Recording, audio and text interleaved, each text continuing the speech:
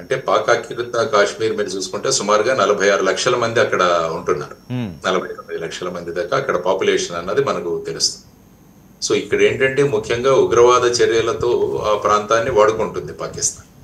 ఆ తర్వాత మీరు చూసుకుంటే పాక్ ఆక్యుపైడ్ కాశ్మీర్ లో ముఖ్యంగా గిల్గిట్ బల్టిస్తాన్ కానీ ఆ ప్రాంతంలో ఉన్న యువతరం అంతా కూడా పాకిస్తాన్ కు అగేన్స్ట్ గా అనేక చర్యలు వాళ్ళు తీసుకున్నారు. ఎందుకంటే ఆ ప్రాంతం కేవలం ఉగ్రవాద ప్రాంతంగానే అభివృద్ధి చేస్తూ ఆ ప్రాంతంలో ఉన్న యువతరానికి ఎటువంటి ఉద్యోగాలు కానీ ఉపాధి కానీ ఇలాంటి కల్పించట్లేదు. కాబట్టి అక్కడ వాళ్ళు సుమారుగా ఒక 5 లక్షల మందితో ఒక మీటింగ్ జరిగింది ఈ మధ్య రీసెంట్ గా.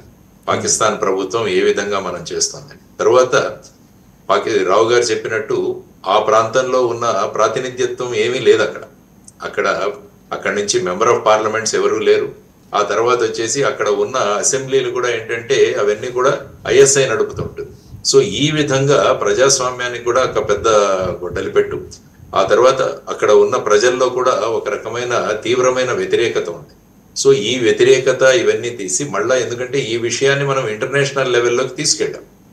యుఎన్ దగ్గర ఎప్పుడైతే 1947-48 లో ఈ పిఓకే కాన్సెప్ట్ వచ్చిందో అప్పుడు ఈ విషయాన్ని మనమే ఇంటర్నేషనల్ లెవెల్లో యుఎన్ దగ్గరికి తీసుకువెళ్ళాం. మరి దీని నుంచి ఏదైనా సొల్యూషన్ తీసుకుంటారా, ఆర్ ఫోర్స్ఫుల్ గా ఆక్యుపై చేస్తారా, మళ్ళా పాకిస్తాన్ కు ఒక విక్టిమ్ కార్డ్ ఇచ్చే అవకాశం ఉందా, ఇవన్నీ కూడా ఆచితూచి తీసుకోవాల్సిన నిర్ణయాలు. ఫైనల్ గా ప్రభుత్వం ఒక నిర్ణయం తీసుకుంటుంది. ఇందాక వారు రమేష్ గారు చెప్పినట్టు లేకుంటే రావు గారు చెప్పినట్టు ఈ విధంగా ఫేజ్ 1 తర్వాత మనం ప్రపంచ దేశాలను భారతదేశానికి మద్దతుగా పాకిస్తాన్కి వ్యతిరేకంగా మనం తీసుకురాగలిగితే ఇంటర్నేషనల్ ప్రెషర్ పెరిగి వాళ్ళు సరెండర్ చేసే విధంగా మనం ఎక్కడా కూడా ఒక బుల్లెట్ పేల్చకుండా కూడా మనం ఆ విధంగా తీసుకునే అవకాశాలు కూడా మనం చూసుకోవాలి. ఇది కూడా చాలా ముఖ్యమైన విషయం.